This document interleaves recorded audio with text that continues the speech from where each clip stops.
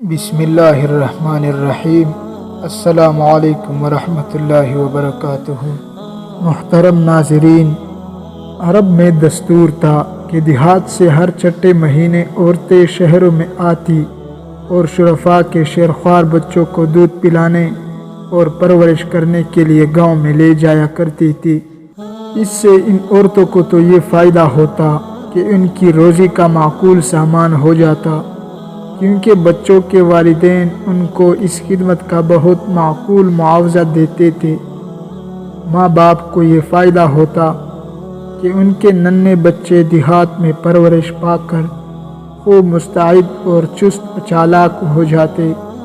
اسی دستور کے موافق آن حضرت صلی اللہ علیہ وسلم کی پیدائش کے وقت بھی بنو سعد کی عورتیں مکہ کے شرفاء کے بچوں کو لینے آئی، اور ہر ایک عورت نے جلدی جلدی امیر بچوں کو سنبھال لیا، مگر آمنہ کے لال کی طرف کسی نے توجہ بھی نہ کی، کیونکہ ایک تو یتیم بچہ تھا اور یتیم بچہ عربوں میں منحوس سمجھا جاتا تھا، دوسرے غریب ماں کے پاس کھلائی کو دینے کے لیے کچھ نہ تھا، اس لیے کس امید پر کوئی عورت یہاں آتی اور بچے کے لیے درخواست کرتی۔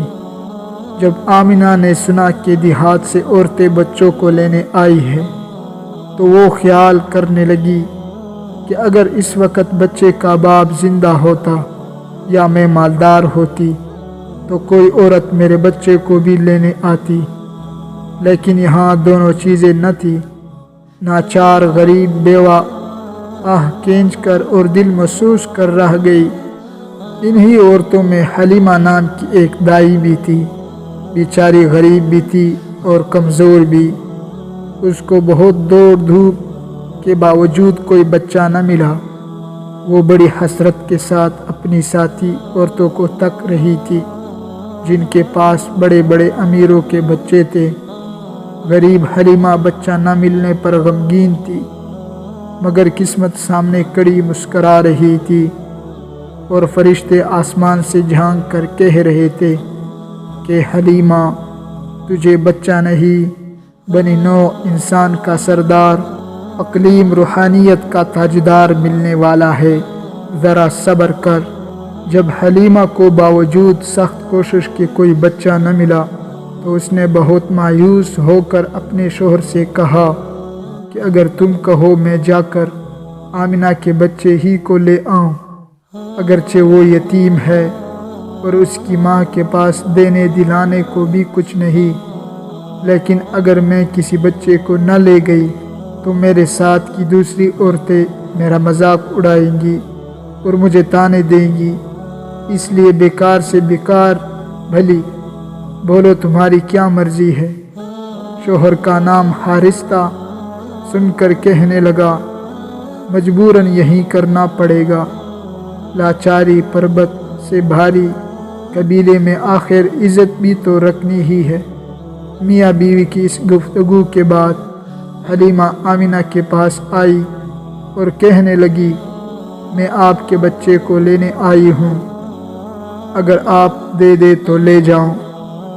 آمنہ نے جواب دیا، مگر میں تمہاری اس محنت کا معاوضہ کہاں سے دوں گی، کیونکہ نہ بچے کا باپ زندہ ہے اور نہ میں امیر ہوں۔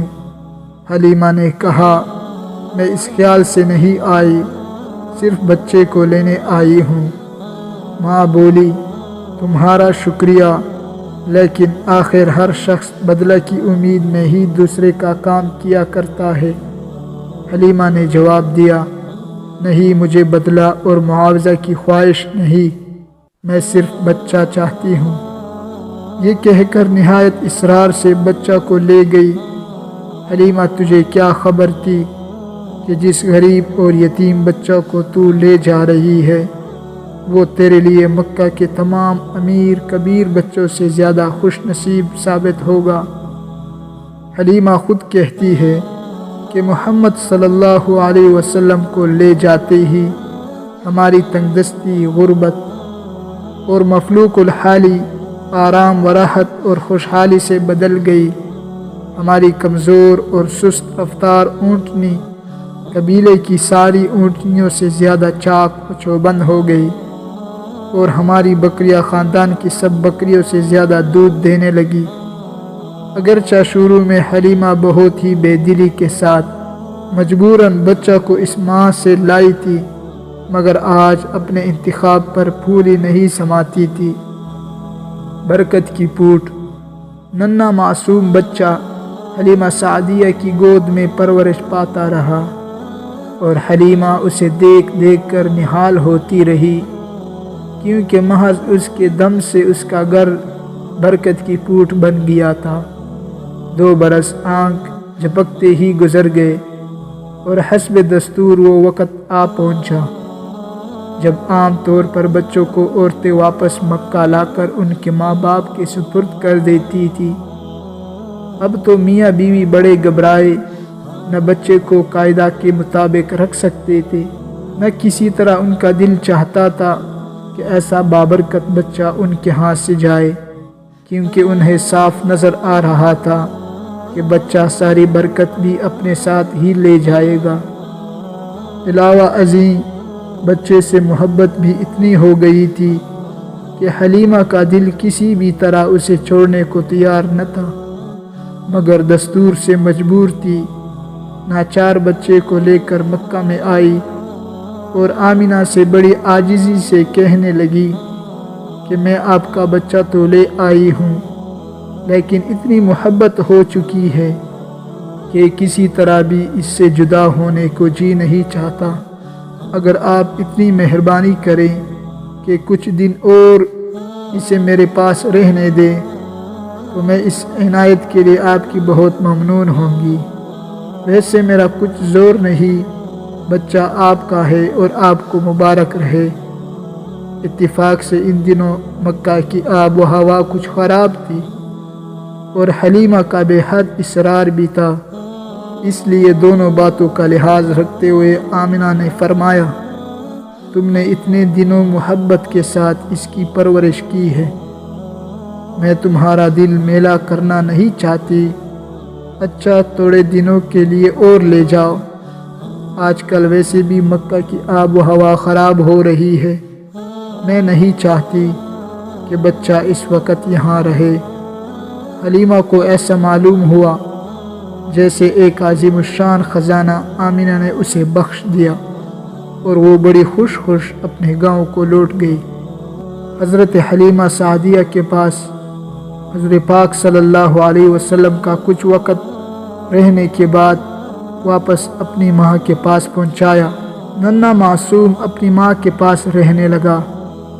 شاید ہی کسی ماں کو اپنے بیٹے سے اتنی محبت ہوگی جتنی آمنہ کو اپنے یتیم بچے سے تھی، مگر مرحوم شوہر کی موت کا صدمہ بھی ایسا نہ تھا جو کسی وقت ان کے دل سے دور ہوتا ہو۔ جب بھی یتیم بچے پر نظر پڑتی، بے اختیار اس کے والد یاد آ جاتے اور طبیعت بے چین ہو جاتی۔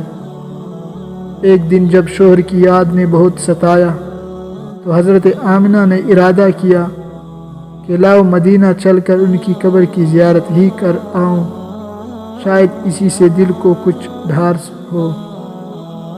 چنانچہ وہ اپنے لخت جگر کو ساتھ لے کر مدینہ گئی، اور وہاں اپنے رشتہ داروں کے ہاں 1 مہینے تک رہی۔ مدینہ کے قیام کے دوران ان کا یہ معمول تھا کہ شوہر کی قبر پر جاتی اور دیر تک وہاں بیٹھی رہتی۔ 1 مہینے تک مدینہ میں رہنے کے بعد انہوں نے واپس آنا چاہا۔ ان کو زیادہ دیر تک انتظار نہ کرنا پڑا۔ ایک قافلہ مکہ آ رہا تھا، اس کے ساتھ حضرت آمنہ بھی اپنے بیٹے کو لے کر روانہ ہو گئی۔ مدینہ سے روانہ ہو کر جس وقت یہ قافلہ مقام ابوا پر پہنچا تو دفعتاً آمنہ بیمار ہوئی کہ ان کو اپنی زندگی کی آس نہ رہی۔ جب آمنہ کو محسوس ہوا کہ میرا آخری وقت آ لگا تو بڑی حسرت کے ساتھ انہوں نے اپنے لخت جگر کی طرف دیکھا۔ چھوٹا معصوم بچہ غم کی تصویر بنا سامنے کھڑا تھا۔ ماں نے اشارے سے بلایا، دوڑ کر چھاتی سے چمٹ گیا۔ ماں کی آنکھوں سے ٹپ ٹپ آنسو بہنے لگے۔ ذرا خیال تو کرو کس قدر درد انگیز نظارہ تھا۔ ماں سینکڑوں امنگنوں اور ہزاروں تمناؤں کو ساتھ لے کر دنیا سے جا رہی ہے۔ نہ معلوم کیا کیا خیالات اس کے دل میں گزر رہے ہیں۔ اپنے معصوم لال کو اس لک و دک صحرا میں بے یار و مددگار چھوڑے جانے کا صدمہ اس کی روح کو تڑپا رہا ہے۔ یہ دیکھ کر کہ اس ہولناک وادی میں 6 برس کی جان کس طرح زندہ رہے گی اور میرے بعد اس پر کیا بیتے گی، اس کا دل پاش پاش ہو رہا ہے۔ مگر موت کسی کی امنگنوں کی پرواہ کرتی ہے، نہ حسرتوں کی۔ وہ بادشاہوں کو چھوڑتی ہے، نہ فقیروں کو، نہ امیروں سے رعایت کرتی ہے، نہ غریبوں سے۔ تھوڑی دیر بعد آمنہ ہمیشہ کے لیے دنیا سے رخصت ہو گئی اور اپنے لال کو اکیلا جنگل میں چھوڑ گئی۔ کتنا رکت خیز تھا یہ وقت کہ ماں کی ناش پر اس کا لاڈلا بچہ حیران پریشان کھڑا ہے۔ آنکھوں سے آنسو نکل رہے ہیں اور دل غم و رنج سے بھرا ہوا ہے، اور وہ سوچ رہا ہے کہ یہ کیا ہو گیا اور میں اب کہاں جاؤں۔ باپ پیدا ہونے سے پہلے ہی چلا گیا۔ ماں 6 سال کی عمر میں داغ مفارقت دے گئی۔ یہ تھا ہمارے آقا صلی اللہ علیہ وسلم کا بچپن۔